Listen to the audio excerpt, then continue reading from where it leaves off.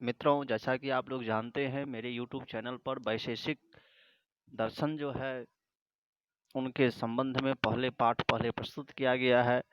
अब हिंदी में आज जो है वैशेषिक दर्शन के संबंध में कुछ जानकारियां दी जा रही है। आप लोग ध्यान से देखिए। वैशेषिक भारतीय दर्शनों में से एक दर्शन है।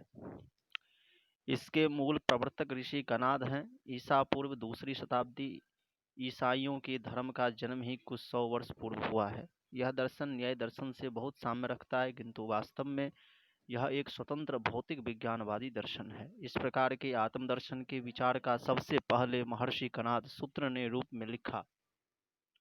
कणाद एक ऋषि थे। ये उच्च वृत्ति थे। धान्य के कणों का संग्रह कर उसी को खाकर तपस्या करते थे, इसीलिए इन्हें कणाद या कणभुक कहते हैं। किसी का कहना है कि कण अर्थात परमाणु तत्व का सूक्ष्म विचार इन्होंने किया है, इसीलिए इन्हें कणाद कहते हैं। किसी का मत है कि दिन भर ये समाधि में रहते थे, रात्रि को कणों का संग्रह करते थे। यह वृत्ति उल्लू पक्षी की है। और किसी का कहना है कि इनकी तपस्या से प्रसन्न होकर ईश्वर ने उल्लूक पक्षी के रूप में इन्हें शास्त्र का उपदेश दिया। इन्हीं कारणों से यह दर्शन औलुक्य, काणाद, वैशेषिक या पाशुपत दर्शन के नामों से प्रसिद्ध है। पठन पाठन के विषय में प्रचलित न होने के कारण वैशेषिक सूत्रों में अनेक पाठ भेद है तथा त्रुटियां भी पर्याप्त है। मीमांसा सूत्रों की तरह इसके कुछ सूत्र में पुनरुक्तियां हैं, जैसे सामान्य विशेषा भावे च, सामान्यतो दृष्टाच्च विशेषः, तत्त्वं भावेन द्रव्यत्व नित्यत्वे वायुना व्याख्याते संदिग्धस्तुपचारः।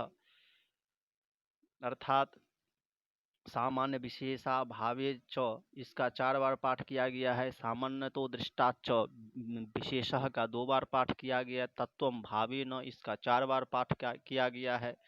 द्रव्यत्व नित्यत्व वायुना व्याख्याते, इस सूत्र का 3 बार पाठ किया गया। संदिग्धस्तुपचारः का 2 बार पाठ किया गया। नामकरण, इसके नामकरण के 2 कारण है। अब नामकरण क्यों किया गया, इसके 2 कारण बता रहे हैं। पहला कारण है प्रत्येक नित्य द्रव्य को परस्पर पृथक करने के लिए तथा प्रत्येक तत्व के वास्तविक स्वरूप को पृथक पृथक जानने के लिए इन्होंने एक विशेष नाम का पदार्थ माना।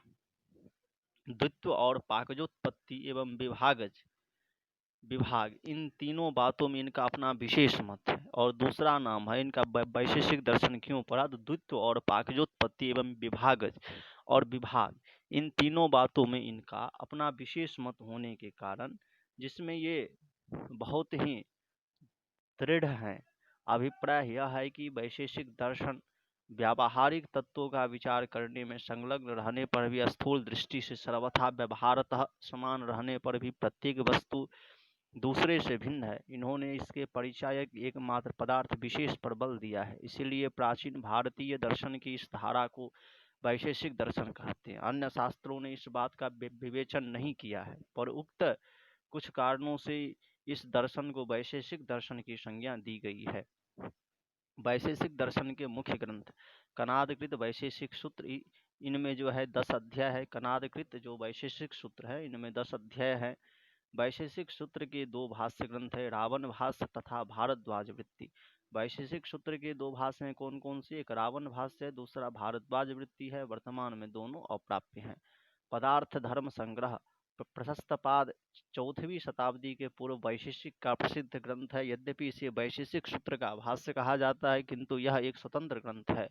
पदार्थ धर्म संग्रह की टीका व्योम शिवाचार्य 8वीं शताब्दी के थे, वो लिखे हुए हैं। पदार्थ धर्म संग्रह की अन्य टीकाएं हैं न्याय कंदकली श्रीधराचार्य की 10वीं सदी में लिखे हैं। किरणावली उदयनाचार्य के हैं जो कि 10वीं सदी में लिखे हुए हैं। लीलावती श्रीवत्स के हैं जो कि 11वीं सदी में लिखे हुए हैं। पदार्थ धर्म संग्रह पर आधारित चंद्र के 10 पदार्थ शास्त्र का अब केवल चीनी अनुवाद प्राप्त है। 11वीं सदी के आसपास रचित शिवादित्य की शब्द पदार्थी में न्याय का तथा वैशेषिक का सम्मिश्रण है। अन्य कंटंदी वृत्ति उपस्कर शंकर मिश्र 15वीं सदी में थे। वृत्ति भाष चंद्रकांत 20वीं सदी के, विवृत्ति जय नारायण 20वीं सदी के, कणाद रहस्य तार्किक रक्षा आदि अनेक मौलिक तथा टीका ग्रंथ है। न्याय एवं वैशेषिक, वैशेषिक तथा न्याय दोनों दर्शन ही समान तंत्र है। व्यावहारिक जगत को यह वास्तविक मानते हैं, ये बाह्य जगत तथा अंतर जगत की अवधारणा में परात्पर एवं घनिष्ठ संबंध मानते हैं। बाह्य जगत मानसिक विचार पर निर्भर नहीं है, यह स्वतंत्र है। आत्मदर्शन के लिए विश्व की सभी छोटी बड़ी तात्विक तथा तुच्छ वस्तुओं का ज्ञान प्राप्त करना समान रूप से आवश्यक है। इन तत्वों को ज्ञान के लिए प्रमाणों की अपेक्षा होती है। न्याय शास्त्र में प्रमाण पर विशेष विचार किया गया है, किंतु वैशेषिक दर्शन में मुख्य रूप से प्रमेय के विचार पर बल दिया गया है। यहाँ स्मरण कराना आवश्यक है कि न्याय की तरह वैशेषिक भी लौकिक दृष्टि से ही विश्व के वास्तविक तत्वों पर दार्शनिक विचार करता है। लौकिक जगत की वास्तविक परिस्थितियों की उपेक्षा वह कभी नहीं करता, तथापि जहाँ किसी तत्व का विचार बिना सूक्ष्म दृष्टि का हो नहीं सकता, वहाँ किसी प्रकार अतीन्द्रिय अदृष्ट सूक्ष्म योगज आदि हेतुओं के आधार पर अपने सिद्धांत को स्थापित करना इस धारा के दार्शनिक का स्वभाव है। अन्यथा उनकी वैचारिक भित्तियां अंतर विरोध होती। फलतः परमाणु, आकाश, काल, दिक्, आत्मा, मन आदि सत्ताओं का स्वीकार इस दर्शन में बराबर उपस्थित है। वैशेषिक के स्वरूप वेश, आचार आदि नैयायिकों की तरह होते हैं। जैसे ये लोग शैव हैं, इन्हें शैव दीक्षा दी जाती है। इनके 4 प्रमुख भेद हैं: शैव, पाशुपत, महाव्रतधर तथा कालमुख एवं भरत, भक्तर आदि गौण भेद भी मिलते हैं। वैशेषिक विशेष रूप से पाशुपत कहे जाते हैं। षडदर्शन समुच्चय गुणरस्त की टीका न्याय वैशेषिक मत इस ग्रंथ से अन्य आचारों के संबंध में संज्ञान हो सकता है। परिचय: वैशेषिक मत में समस्त विश्व भाव और वैशेषिक मत में समस्त विश्व भाव और अभाव इन दोनों विभागों में विभाजित है। इनमें भाव के 6 विभाग किए गए हैं, जिनके नाम है द्रव्य, गुण, कर्म, सामान्य, विशेष और समवाय। अभाव के भी 4 उपभेद हैं: प्रागभाव, प्रध्वंसाभाव, अत्यंताभाव, अन्योन्याभाव। ग्रंथों में इनके लक्षण आदि कुछ इस तरह प्राप्त होते हैं। भाव: द्रव्य जिसमें द्रव्यत्व जाति हो वही द्रव्य है। कार्य के समवायी कारण को द्रव्य कहते हैं। द्रव्य गुणों का आश्रय है। पृथ्वी, जल, तेजस, वायु, आकाश, काल, दिक्, आत्मा तथा मनस, ये 9 द्रव्य कहलाते हैं। इनमें से प्रथम 4 द्रव्यों के नित्य और अनित्य 2 भेद हैं। नित्य रूप को परमाणु तथा अनित्य रूप को कार्य कहते हैं। चारों भूतों के उस हिस्से को परमाणु कहते हैं जिसका पुनः भाग न किया जा सके, अतएव यह नित्य है। पृथ्वी परमाणु के अतिरिक्त अन्य परमाणुओं के गुण भी नित्य है। जिससे गंध हो वह पृथ्वी, जिसमें शीत स्पर्श हो वह जल, जिसमें उष्ण स्पर्श हो वह तेजस, जिनमें रूप न हो वह अग्नि के संयोग से उत्पन्न होने वाले अनुष्ण और अशीत स्पर्श हो वह वायु, तथा शब्द जिसका गुण हो अर्थात शब्द का जो समवायी कारण हो वह आकाश है। ये ही पंचभूत भी कहलाते हैं। आकाश, काल, दिक् तथा आत्मा ये 4 विभू द्रव्य हैं। मनस अभौतिक परमाणु है, नित्य भी हैं। आजकल इस समय उस समय मास, वर्ष आदि के व्यवहार का जो साधारण कारण है वह काल है। काल नित्य और व्यापक है। पूर्व, पश्चिम, उत्तर, दक्षिण आदि दिशाओं तथा विदिशाओं का जो असाधारण कारण है वह दिक् है। यह भी नित्य तथा व्यापक है। आत्मा और मनस का स्वरूप यहाँ न्याय मत के समान ही है। गुण कार्य का समवायी कारण गुण है। गुण कार्य का समवायी कारण गुण है। रूप, रस, गंध, स्पर्श, संख्या, परिमाण, पृथक्त्व, संयोग, विभाग, परत्व, अपरत्व, गुरुत्व, द्रवत्व, स्नेह अर्थात चिक्कनता, चिकनापन, शब्द, ज्ञान, सुख दुख, इच्छा, द्वेष, प्रयत्न, धर्म, अधर्म तथा संस्कार ये 24 गुण के भेद हैं। इनमें से रूप, गंध, स्पर्श, स्नेह, स्वाभाविक, द्रवत्व, शब्द तथा ज्ञान से लेकर संस्कार पर्यंत ये वैशेषिक गुण हैं। अवशिष्ट साधारण गुण हैं। गुण द्रव्य ही रहते हैं। कर्म क्रिया को कर्म कहते हैं। ऊपर फेंकना, नीचे फेंकना, सिकुड़ना, फैलाना तथा अन्य प्रकार के गमन जैसे भ्रमण, स्पंदन, रेचन आदि ये 5 कर्म के भेद है। कर्म द्रव्य में ही रहते हैं। सामान्य अनेक वस्तुओं में जो एक सी बुद्धि होती है उसके कारण प्रत्येक घट में जो यह घट है इस प्रकार की ऐसी बुद्धि होती है, उसका कारण उसमें रहने वाले सामान्य है, जिसे वस्तु के नाम के आगे त्व लगाकर कहा जाता है। घटत्व, पटत्व, त्व से उस जाति के अंतर्गत सभी व्यक्तियों का ज्ञान होता है। यह नित्य है और द्रव्य, गुण तथा कर्म में रहता है। अधिक स्थान में रहने वाले सामान्य पर सामान्य या सत्ता सामान्य या पर सत्ता कहा जाता है। सत्ता, सामान्य, द्रव्य, गुण तथा कर्म इन तीनों में रहता है। प्रत्येक वस्तु में रहने वाला तथा अव्यापक जो सामान्य हो वह अपर सामान्य या सामान्य विशेष कहा जाता है। एक वस्तु को दूसरी वस्तु से पृथक करना सामान्य का अर्थ है। विशेष द्रव्यों के अंतिम विभाग में रहने वाला तथा नित्य द्रव्यों में रहने वाला विशेष कहलाता है। नित्य द्रव्यों में परस्पर भेद करने वाला एकमात्र यही पदार्थ है, यह अनंत है। समवाय एक प्रकार का संबंध है जो अवयव और अवयवी, गुण और गुणी, क्रिया और क्रियावान, जाति, व्यक्ति तथा विशेष और नित्य द्रव्य के बीच रहता है। वह एक है और नित्य भी है। अब जो है अभाव का प्रतिपादन कर रहे हैं। किसी वस्तु का न होना उस वस्तु का अभाव कहा जाता है। इसके चार भेद हैं। प्राग भाव, कार्य उत्पन्न होने के पहले कारण में उस कार्य का न होना, ये प्राग भाग हो गया। प्रध्वंसाभाव, कार्य के नाश होने पर उस कार्य का न रहना। और अत्यंताभाव, तीनों काल में जिसका सर्वथा अभाव हो, जैसे बंध्या का पुत्र, तथा अन्योन्याभाव, परस्पर अभाव, जैसे घट में पट का न होना तथा पट में घट का न होना। न्याय एवं वैशेषिक दर्शन की तुलना, ये पदार्थ न्याय दर्शन के प्रमेयों के अंतर्गत है, इसीलिए न्याय दर्शन में इनका पृथक विचार नहीं है, किंतु वैशेषिक दर्शन में तो मुख्य रूप से इनका विचार है। वैशेषिक मत के अनुसार इन सातों पदार्थों का वास्तविक ज्ञान प्राप्त करने से मुक्ति मिलती है। इन दोनों समान तत्वों में पदार्थों के स्वरूप में इतना भेद रहने पर भी दोनों दर्शन एक ही में मिले रहते हैं। इसका कारण है कि दोनों शास्त्रों का मुख्य प्रमेय है आत्मा। आत्मा का स्वरूप दोनों दर्शन में एक सा ही है। अन्य विषय है उसी आत्मा को जानने के लिए उपाय, उसमें इन दोनों के दर्शनों में विशेष अंतर भी नहीं है। केवल शब्दों में तथा कहीं कहीं प्रक्रिया में भेद है, फल में भेद नहीं है। अतएव न्याय मत के अनुसार प्रमाण, प्रमेय आदि 16 पदार्थों के तत्व ज्ञान से दोनों में एक ही प्रकार की मुक्ति मिलती है। दोनों का दृष्टिकोण भी एक ही है। न्याय वैशेषिक मत में पृथ्वी, जल, तेजस तथा वायु इन्हीं चार द्रव्यों का कार्य रूप में भी अस्तित्व है। इन लोगों का मत में सभी कार्य द्रव्यों का नाश हो जाता है और वे परमाणु रूप में आकाश में रहते हैं। यही अवस्था प्रलय अवस्था कहलाती ही है। इस अवस्था में प्रत्येक जीवात्मा अपने मनस के साथ तथा पूर्व जन्मों के कर्मों के संस्कारों के साथ तथा अदृष्ट रूप में धर्म अधर्म के साथ विद्यमान रहती हैं।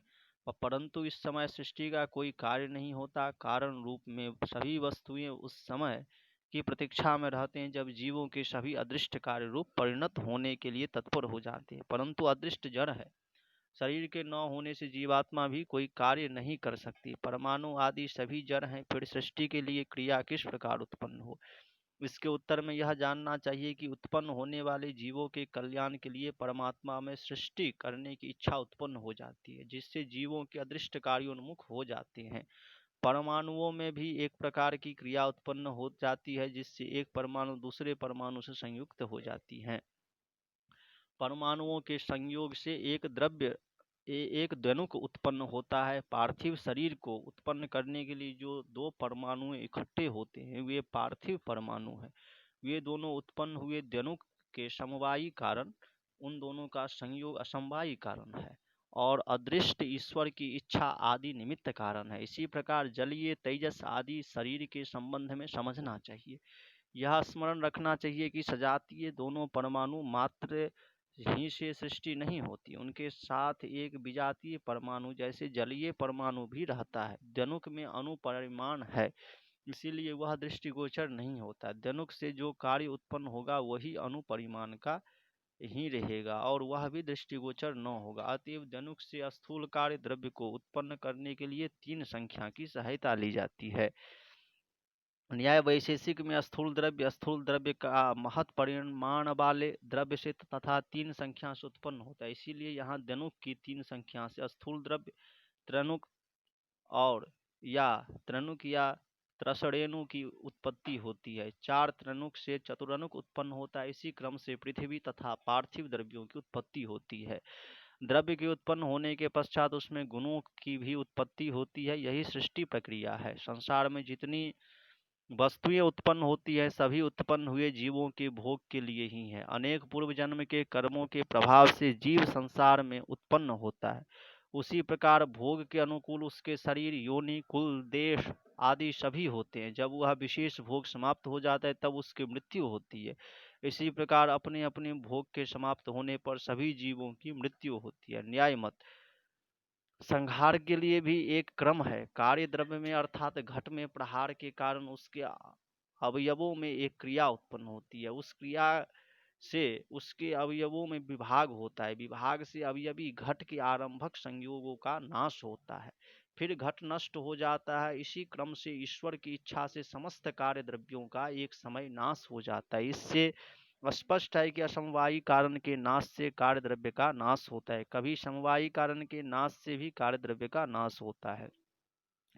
इनका ध्येय है कि बिना कारण के नाश हुए कार्य का नाश नहीं हो सकता। अतएव सृष्टि की तरह संहार के लिए भी परमाणु में ही क्रिया उत्पन्न होती है। और परमाणु तो नित्य है, उसका नाश नहीं होता, किंतु दो परमाणुओं के संयोग का नाश होता है। और फिर उससे उत्पन्न द्वनुक रूप कार्य तथा उसी क्रम में त्रिणुक एवं चतुरनुक तथा अन्य कार्यों का भी नाश होता। नैयायिक लोग स्थूल दृष्टि के अनुसार इतना सूक्ष्म विचार नहीं करते। उनके मत में आघात मात्र ही से एक बारगी स्थूल द्रव्य नष्ट हो जाता है। कार्य द्रव्य के नाश होने पर उसके गुण नष्ट हो जाते हैं। इसमें भी पूर्व मत दो मत है जिनका निरूपण पाकज प्रक्रिया में किया गया है। न्याय मत की तरह वैशेषिक मत में भी बुद्धि, उपलब्धि, ज्ञान तथा प्रत्यय ये समान अर्थबोधक शब्द हैं। ज्ञान प्रत्यय, देखिए यहाँ पर कह रहे हैं भैया, बुद्धि, उपलब्धि, ज्ञान तथा प्रत्यय ये समान अर्थ के बोधक हैं। अन्य दर्शनों में ये सभी शब्द भिन्न भिन्न पारिभाषिक अर्थ में प्रयुक्त हैं। और अन्य दर्शनों में ये सभी शब्द जो है भिन्न भिन्न पारिभाषिक अर्थ में प्रयुक्त होते हैं। बुद्धि के अनेक भेद होने पर भी प्रधान रूप से इसके दो भेद हैं, विद्या और अविद्या। अविद्या के चार भेद हैं, संशय, विपर्यय, अनध्यवसाय और स्वप्न। संशय तथा विपर्यय का निरूपण न्याय में किया गया है। वैशेषिक मत में इनके अर्थ में कोई अंतर नहीं है। अनिश्चयात्मक ज्ञान को अनध्यवसाय कहते हैं। जैसे कटहल को देखकर बाहिक को एक शासना आदि से युक्त गाय को देखकर नारिकेल द्वीपवासियों के मन में शंका होती है कि यह क्या है। दिन भर कार्य करने से शरीर में सभी अंग थक जाते, उनको विश्राम की अपेक्षा होती है। इंद्रियां विशेषकर थक जाती है, मन में लीन हो जाती। फिर मनोवह नारी के द्वारा पूरी तत् नारी में विश्राम के लिए चला जाता। वहां पहुंचने के पहले पूर्व कर्मों के संस्कारों के कारण तथा वात, पित्त, कफ इन तीनों के वैषम्य के कारण अदृष्ट के सहारे उस समय मन को अनेक प्रकार के विषयों का प्रत्यक्ष होता है, जिसे स्वप्न ज्ञान कहते हैं। यहाँ इतना ध्यान में रखना चाहिए कि वैशेषिक मत में ज्ञान के अंतर्गत ही अविद्या को रखा है और इसीलिए अविद्या को मिथ्या ज्ञान भी कहते हैं। बहुतों का कहना है कि ये दोनों शब्द परस्पर विरुद्ध है। जो मिथ्या है वह ज्ञान नहीं कहा जा सकता, जो ज्ञान है वह कदापि मिथ्या नहीं कहा जा सकता। विद्या भी चार प्रकार के हैं, प्रत्यक्ष, अनुमान, स्मृति तथा आर्स। विद्या कितने प्रकार के हैं? चार प्रकार के, प्रत्यक्ष, अनुमान, स्मृति और आर्स। यहाँ यह ध्यान में रखना चाहिए कि न्याय में स्मृति को यथार्थ ज्ञान नहीं कहा है, वह तो ज्ञात ही का ज्ञान है। इसी प्रकार आर्ष ज्ञान भी नैयायिक नहीं मानते। नैयायिकों के शब्द या आगम को अनुमान में तथा उपमान में, प्रत्यक्ष में वैशेषिक को अंतर्भूत किया है। वेद के रचना वाले ऋषियों को भूत तथा भविष्य का ज्ञान प्रत्यक्ष के समान होता है। उसमें इंद्रिय और अर्थ के सन्निकर्ष की आवश्यकता नहीं रहती। यह प्रतिभास उत्पन्न ज्ञान या आर्ष ज्ञान कहलाता है। यह ज्ञान विशुद्ध अंतःकरण वाले जीव में भी कभी कभी हो जाता है। जैसे एक पवित्र कन्या कहती है, कल मेरे भाई आवेंगे, सचमुच कल उसके भाई आ ही जाते हैं। यह प्रातिभ ज्ञान है।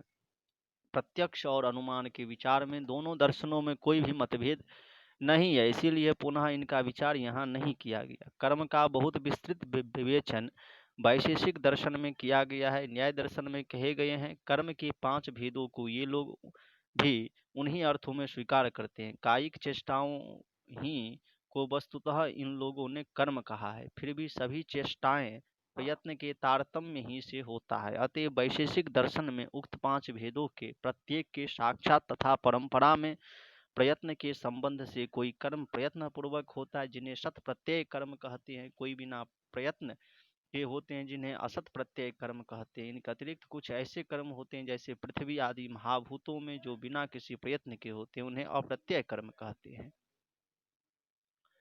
इन सब बातों को देखकर यह स्पष्ट है कि वैशेषिक मत में तत्वों का बहुत सूक्ष्म विचार है, फिर भी सांसारिक विषयों में न्याय के मत में वैशेषिक बहुत सहमत है, अतएव ये दोनों समान तंत्र कहे जाते हैं। न्याय एवं वैशेषिक में प्रमुख भेद। सारांश। इन दर्शनों में जिन बातों में भेद है उनमें से कुछ भेदों को पुनः उल्लेख यहाँ किया जाता है। न्याय दर्शन में प्रमाणों का विशेष विचार है। प्रमाणों ही के द्वारा तत्व ज्ञान होने से मोक्ष प्राप्ति हो सकती है। साधारण लौकिक दृष्टिकोण को ध्यान में रखकर न्याय शास्त्र के द्वारा तत्वों का विचार किया जाता है। न्याय मत में 16 पदार्थ हैं और 9 प्रमेय हैं। वैशेषिक दर्शन में प्रमेयों का विशेष विचार है। इस शास्त्र के अनुसार तत्वों का विचार करने में लौकिक दृष्टि से दूर भी शास्त्रकार जाते हैं। इनकी दृष्टि सूक्ष्म जगत के द्वार तक जाती है, इसीलिए इस शास्त्र में प्रमाण का विचार गौण समझा जाता है। वैशेषिक मत में 7 पदार्थ हैं और 9 द्रव्य हैं। प्रत्यक्ष, अनुमान, उपमान तथा शब्द, इन 4 प्रमाणों को न्याय दर्शन मानता है, किंतु वैशेषिक केवल प्रत्यक्ष और अनुमान इन्हीं 2 प्रमाणों को मानता है। इसके अनुसार शब्द प्रमाण अनुमान में अंतर्भूत है। कुछ विद्वानों ने इसे स्वतंत्र प्रमाण भी माना है। न्याय दर्शन के अनुसार जितनी इंद्रियां हैं उतने प्रकार के प्रत्यक्ष हैं, जैसे चाक्षुष, श्रावण, रासन, घ्राण, स्पर्शना, किंतु वैशेषिक के मत में एकमात्र चाक्षुष प्रत्यक्ष ही माना जाता है। न्याय दर्शन के मत में समवाय का प्रत्यक्ष होता है, किंतु वैशेषिक के अनुसार इसका ज्ञान अनुमान से होता है। न्याय दर्शन के अनुसार संसार की सभी कार्य वस्तु स्वभाव ही से छिद्र वाली होती है। वस्तु के उत्पन्न होते ही उन्हीं छिद्रों के द्वारा उन समस्त वस्तुओं में भीतर बाहर आग या तेज प्रवेश करता है तथा परमाणु पर्यंत उन वस्तुओं को पकाता है। जिस समय तेज की कणाएं उस वस्तु में प्रवेश करती है उस समय उस वस्तु का नाश नहीं होता। यह अंग्रेजी में केमिकल एक्शन कहलाता है। जैसे कुम्हार घड़ा बनाकर आवे रखकर जब उसमें आग लगाता है तब घड़े के प्रत्येक छिद्र से आग की कणाएं उसमें प्रवेश करते हैं और घड़े के बाहरी भीतरी हिस्सों को पकाता है। घड़ा वैसे ही का वैसा ही रहता है, अर्थात घड़े के नाश हुए बिना ही उसमें पाक हो जाता है। इसे ही न्याय शास्त्र में पीठर पाक कहते हैं। वैशेषिकों का कहना है कि कार्य में जो गुण उत्पन्न होता है उससे पहले उस कार्य समवायी कारण में उत्पन्न होना चाहिए। इसीलिए जब बच्चा घड़ा आग में पकने को दिया जाता तब आग सबसे पहले उस घड़े के जितने परमाणु हैं इन सबको पकाती है और उसमें दूसरा रंग उत्पन्न करती है। फिर क्रमशः वह घड़ा भी पक जाता है और उनका भी रंग बदल जाता है। इस प्रक्रिया के अनुसार जब कुम्हार कच्चे घड़े को आग में पकने के लिए देता है तब तेज के जोर से उससे घड़े का परमाणु पर्यंत नाश हो जाता है। उसके परमाणु अलग अलग हो जाते हैं, पश्चात उनमें रूप बदल जाता है, अर्थात घड़ा नष्ट हो जाता है और परमाणु रूप में परिवर्तित हो जाता तथा रंग बदल जाता है। फिर उस घड़े से लाभ उठाने वाले अदृष्ट कारण वह सृष्टि के क्रम में फिर बनाकर वह घड़ा तैयार हो जाता है। इस प्रकार पक्व परमाणुओं से संसार के समस्त पदार्थ भौतिक या अभौतिक तेज कारण पकते रहते हैं। इन वस्तुओं में जितने परिवर्तन होते हैं वे सब इसी पाकज प्रक्रिया केमिकल एक्शन के कारण होते हैं। यहाँ ध्यान रखना आवश्यक है कि पाक केवल पृथ्वी से बनी हुई वस्तुओं में होता है और वैशेषिक पीलुक पाक कहते हैं। इसे वैशेषिक लोग पीलुक पाक कहते हैं। नैयायिक असिद्ध विरुद्ध अनैकांतिक प्रकरण सम तथा कालत्रयापदिष्ट ये 5 हेत्वाभास मानते हैं, किंतु वैशेषिक विरुद्ध असिद्ध तथा संदिग्ध ये 3 ही हेत्वाभास मानते हैं। नैयायिक के मत में पुण्य उत्पन्न स्वप्न सत्य, पाप से उत्पन्न स्वप्न असत्य होते हैं, किंतु वैशेषिक मत में सभी स्वप्न असत्य है। नैयायिक लोग शिव के भक्त हैं और वैशेषिक माहेश्वर या पाशुपत के भक्त हैं। आगम शास्त्र के अनुसार इन देवताओं में परस्पर भेद है। इनके अतिरिक्त कर्म की स्थिति में वेगाख्य संस्कार में सखंडोपाधि में विभाग में द्वितीय संख्यादि की उत्पत्ति में विभुओं के बीच अज संयोग में आत्मा के स्वरूप में अर्थ शब्द के अभिप्राय में सुकुमारत्व और कर्क शक्त्व जाति के विचार में अनुमान संबंधों में स्मृति के स्वरूप में आर्षक ज्ञान में तथा पार्थिव शरीर के विभागों में भी परस्पर इन दोनों शास्त्रों में मतभेद है। इस प्रकार दोनों शास्त्रों का कतिपय सिद्धांतों में भिन्न भिन्न मत रखते हुए भी परस्पर संबंध है। इनके अन्य सिद्धांत परस्पर लागू नहीं होते, परस्पर लागू होते हैं, अर्थात इनके जो अन्य सिद्धांत है वह परस्पर लागू होते हैं। तो मित्रों ध्यान दीजिएगा, यह जो वीडियो है वह संस्कृत के सभी संबंधित प्रतियोगी परीक्षाओं के लिए है। यदि आप देखते हैं, लाइक करते हैं, कमेंट करते हैं, चैनल को सब्सक्राइब करिए। यदि अच्छा लगे तो धन्यवाद। नमो नमः।